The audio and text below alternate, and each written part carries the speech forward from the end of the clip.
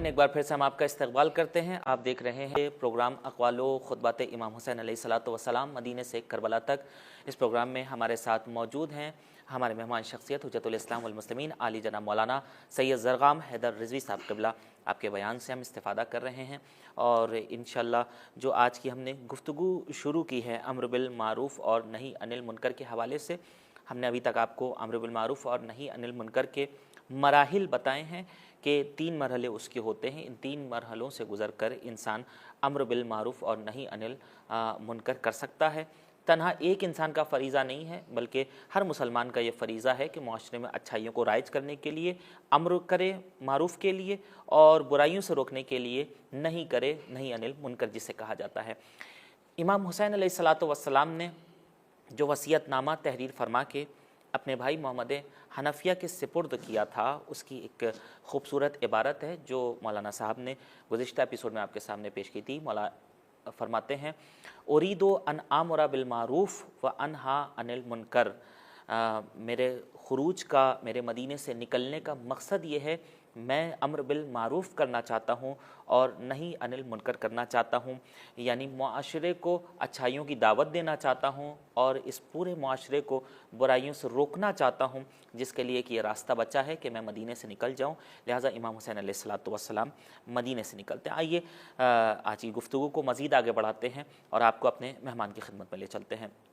مولانا صاحب، امر بالمعروف اور نہی عن المنکر کے مراحل جاننے کے بعد ہم یہ جاننا چاہیں گے، جب امر بالمعروف اور نہی عن المنکر کی خود اتنی اہمیت ہے، جیسا کہ مولا کی حدیث سے واضح ہوتا ہے، اور آپ نے وہ خوبصورت مثال کے ذریعے سے اور اس واقعے کے ذریعے سے بھی بیان کیا کہ جو انسان کشتی میں سوراخ کر رہا تھا اور کچھ لوگ اسے 3 لوگ اسے بچا رہے تھے، لہٰذا آج اگر کوئی برائی کر رہا ہے تو اس کو روکنا بالکل ایسا ہی ہے جیسے کشتی کو بچانا، اور سوراخ کرنے والا بالکل ویسا ہی ہے جو معاشرے میں برائیاں کر رہا ہے، برائیاں پھیلا رہا ہے۔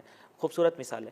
جب امر بالمعروف اور نہی عن المنکر کی اتنی اہمیت ہے، اتنی فضیلت ہے، تو خود جو امر بالمعروف اور نہی عن المنکر کرتا ہے، خود اس شخص کی کتنی اہمیت ہے، قرآن نے اس کی کتنی اہمیت بیان کی ہے جو امر بالمعروف اور نہی عن المنکر کو انجام دیتا ہے، اس پر روشنی ڈالیں، ہمارے ناظرین کے لیے بیان کریں۔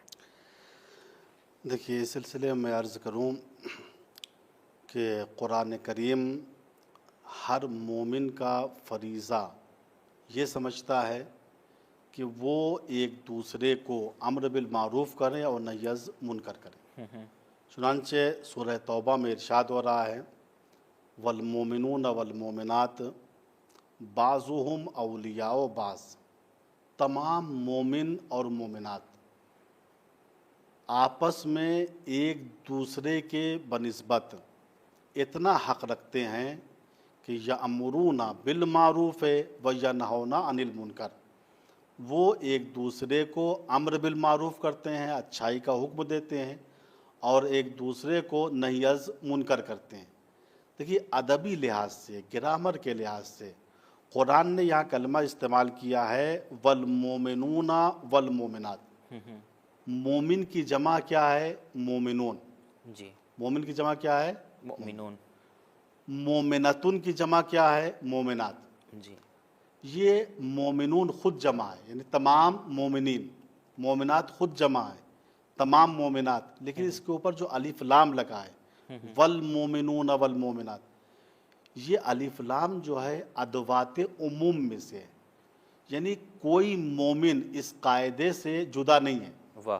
اگر کوئی اپنے آپ کو مومن واقعاً سمجھتا ہے تو اس کے اوپر واجب ہے، ضروری ہے کہ وہ امر بالمعروف کرے اور نہی عن منکر کرے۔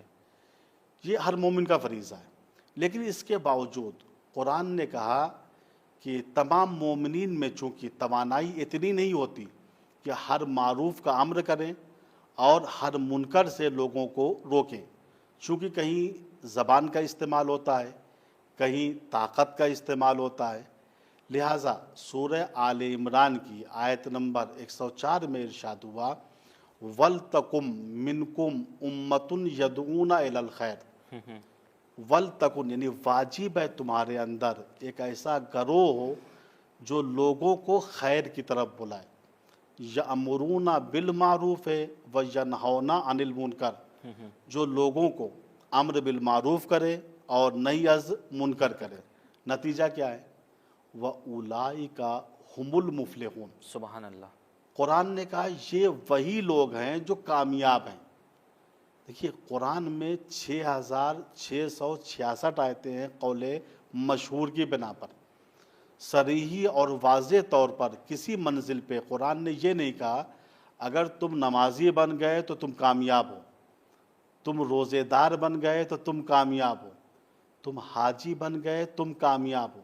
ٹھیک، نمازی کامیاب ہو جائے اس کا مقدر ہے، روزے دار کامیاب ہو جائے مقدر ہے، حاجی کامیاب ہو جائے اس کا مقدر ہے، لیکن صریحی طور پر امر بالمعروف اور نہی از منکر کی عبادت میں اللہ نے ضمانت لی ہے۔ جو شخص بھی اس وادی میں اترے گا، امر بالمعروف اور نہی از منکر کرے گا، قرآن نے کہا اولئک ھم المفلحون۔ سبحان اللہ۔ یہ وہ لوگ ہیں جو دنیا کے اندر بھی کامیاب ہیں، مرنے کے بعد بھی آخرت میں بھی کامیاب ہے۔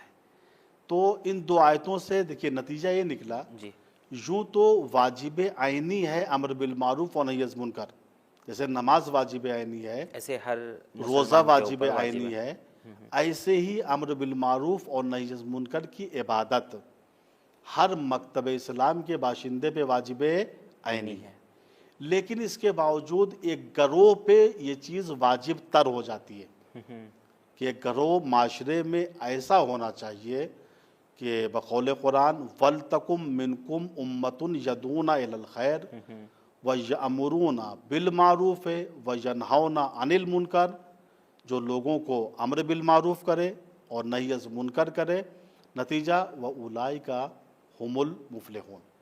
میں یہاں ایک نقطے کی طرف توجہ دلانا چاہتا ہوں کہ جہاں مومن کی پہچان یہ ہے اور مومنات کی پہچان یہ ہے کہ وہ ایک دوسرے کو امر بالمعروف اور نہی از منکر کرتے ہیں، وہیں قرآن نے منافقین اور منافقات کی پہچان کو بھی بیان کیا ہے۔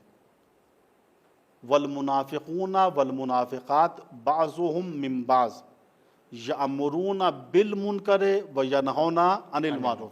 واہ۔ انہی مومنین اور مومنات کے مقابلے میں منافق اور منافقات ہیں۔ پہچان کیا ہے؟ کہا یہ آپس میں ایک دوسرے سے ملے ہوئے رہتے ہیں، ان کا کام یہ ہے کہ یأمرون بالمنکر، یہ گناہ کا حکم دیتے ہیں اور اچھائی سے روکتے ہیں۔ تو امر بالمعروف اور نہی از منکر کرنا مومن کی پہچان ہے، امر بالمنکر و نہی از معروف کرنا یہ منافق کی شناخت ہے۔